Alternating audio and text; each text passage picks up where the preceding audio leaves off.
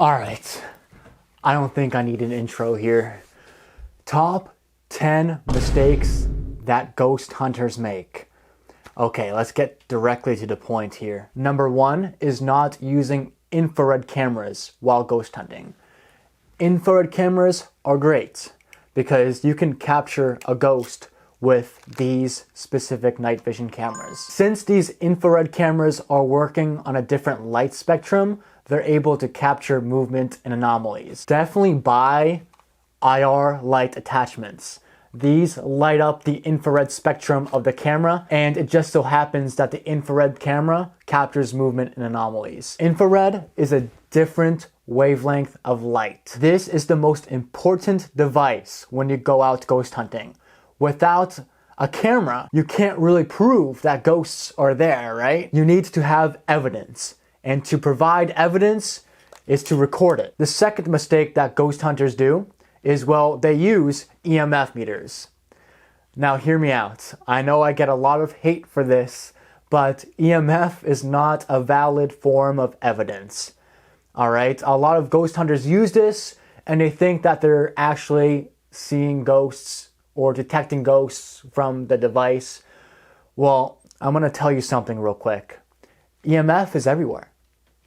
Phones can set off EMF. Doesn't matter if it's on airplane mode. It can still set it off. Power in the building. There's a reason why they are wall meters. They're used by electricians to find power in the house. Well, batteries can set them off. Metal can set them off. Plants, trees, they can set it off. So many things can set a EMF off. Don't trust them. I used to have one, threw it out right out the window. Don't need it no more. They are complete crap. When I first started investigating, I used to use those all the time thinking they're real. Hell, back then, about 5 years ago, I bought a freaking REM pod for $200. Well, turns out a bug can easily set this thing off. The same things that I listed to you that can set off an EMF meter, same goes with this. So many things can set off EMF. Do not trust these. The reason why these REM pods go crazy all the time is because, well, your battery can be dying. There could be a metal underneath your REM pod. There's so many factors that come into play that will cause this to go off. These are a waste of money. I wasted my money. Don't trust these. These are crap. Not a valid form of evidence at all. But do you know what is a valid form of evidence? EVP recorders. EVP recorders are great because, well, you can pick up a lot with an EVP recorder. The third mistake is, well, using these in populated areas. Say you are out ghost hunting in a cemetery right next to a road, right next to a busy road in a city. These are completely null and void that way because you can pick up other people's voices from across the street, you know? But a lot of ghost hunters make the mistake of using these when they are ghost hunting with their team or their friends and they split off. This is where EVPs come into play. Well, if you split off, say half your team or half your friends go up to the upper floor of a haunted house and you stay on the first floor and you turn this on, you could easily capture them, not a ghost. And if a ghost does speak into this, well, the proof isn't really there. It's completely null and void because, well, your friends are upstairs. They could be talking. Even though you know it's a ghost, it's not credible. It's not, unfortunately. Now, I have made the mistake a couple of times where I use an EVP recorder in a populated area. For example, a video 2 years ago, I was in Salem, Massachusetts, and Proctor's Ledge, where the witches got hung, there's a busy road where people walk through all the time. I used an EVP recorder there. That was my mistake. I caught something that I thought was a ghost, but wasn't.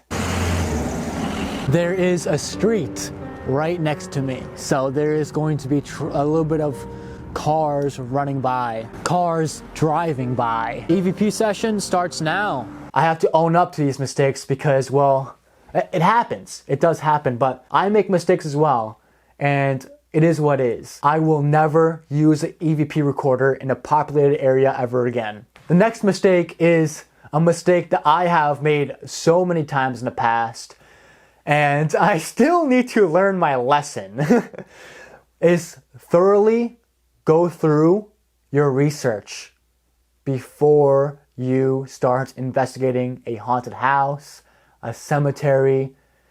Doesn't matter where you are, if it is truly haunted, research the area before you go out. The next mistake that ghost hunters make is, well, they believe every single orb on cameras are actually anomalies. All right. I'm gonna put up a picture right now. These are dust particles. When they move like this, in a predictable direction, they are dust. But what also causes those orbs on camera is bugs, insects. If they go in front of a lens, it defocuses, right? A bug could easily be the orb that you're seeing.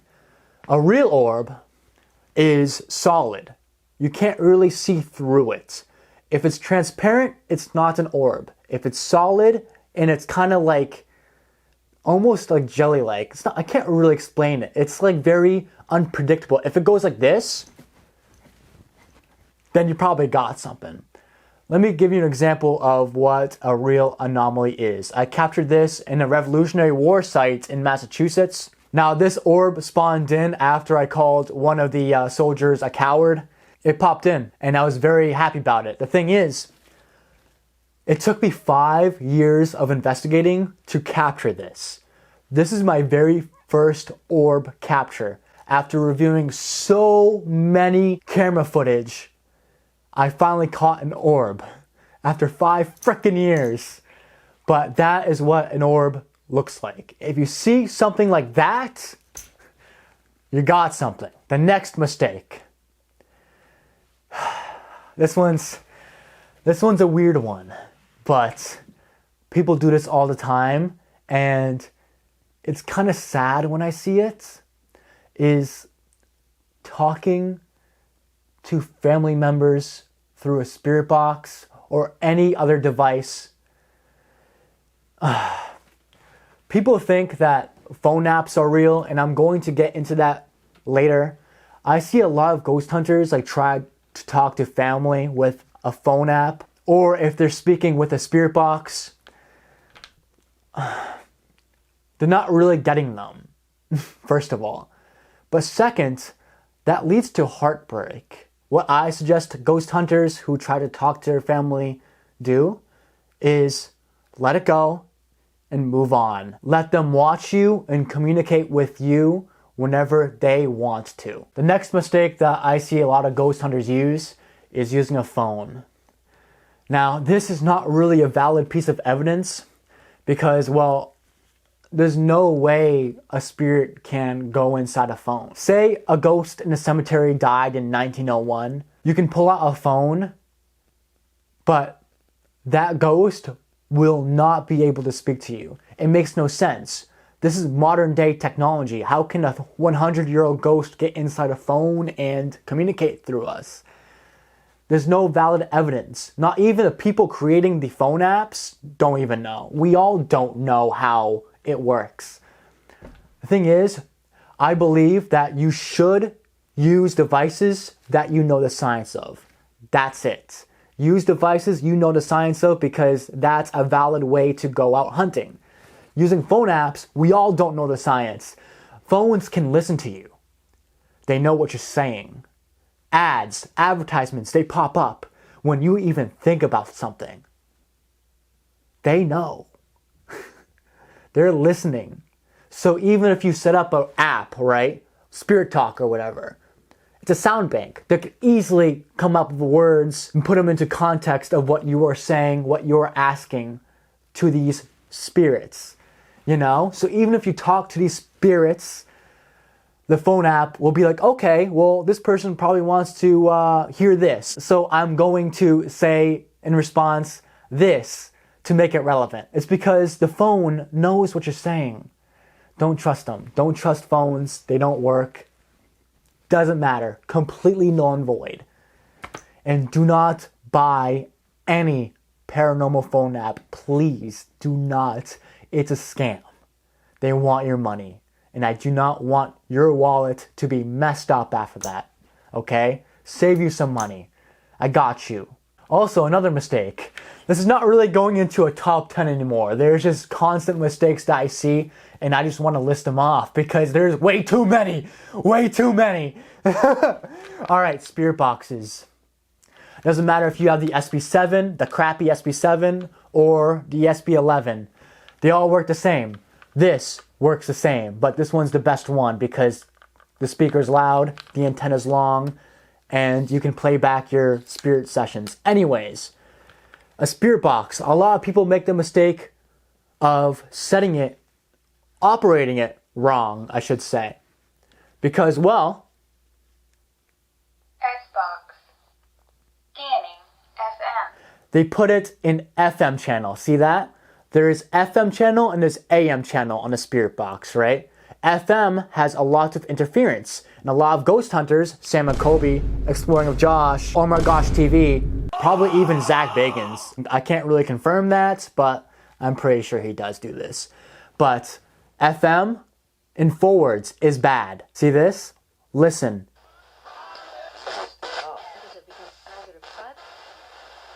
That's not a ghost. That's literally radio stations. I see so many ghost hunters use this wrong. Like I said, doesn't matter which spirit box, it all does the same thing. This is wrong. What you have to do, set it in Scanning AM. AM. That has less interference. Set it in backwards. At this point, it's impossible for a radio station to come through. If there is a radio station that comes through, it's going to sound like gibberish because the words will be backwards. If you get an actual word coming from this setting, AM in backwards, it's a ghost. It's a ghost. You got something. Science of the spirit box right down below. The last mistake that ghost hunters make is running away from your evidence. Blows my mind that so many freaking ghost hunters do that. It's so wrong. It's so wrong. If you hear a ghost, if they speak to you from across the damn hall, if they present themselves to you across the hall, you have to run towards them. Towards them. Don't run away. If a ghost hunter is running away from a damn spirit, they are doing their job wrong. They are not a ghost hunter. They are complete bullshit. Now, it's okay to be afraid. Fear is healthy. Fear is so healthy when it comes to investigations because, well, spirits are fueled by fear. They're fueled. They eat that crap up like fucking peanut butter and jelly, dog. Peanut butter and jelly, they eat it up and they become more active that way. When they smell that fear like a shark, when they smell blood, they're gonna be a lot more active. And it's good! It's good because when you have your cameras rolling, definitely more than one camera, different angles, if you capture that spirit being so strong, fueled by fear, you caught something good. You caught something good. So be afraid if you want. That's totally alright. But do not run away. Do not run away. You are looking for those ghosts. You have to run towards it. Please. Please, I'm begging you, please run towards it.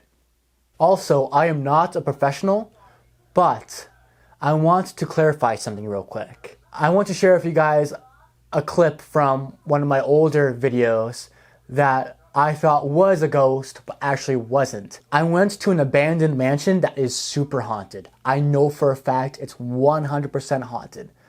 But when I went there, I thought that I caught noises that were a ghost. But it was actually construction. Check this out. All right, this is the entrance. You ready? You can hear the beeping in the background. That's construction happening. And also, I want to share with you guys this clip as well. When I thought that I heard the word go coming from my camera, well, it turns out it could have just been me. This looks like somewhat of a hallway, I believe.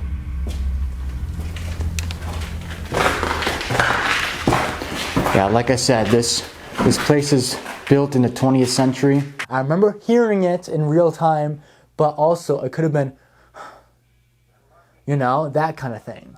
I really hope that this information was useful to you. Go out there and hunt. I believe in you. Ta-ta.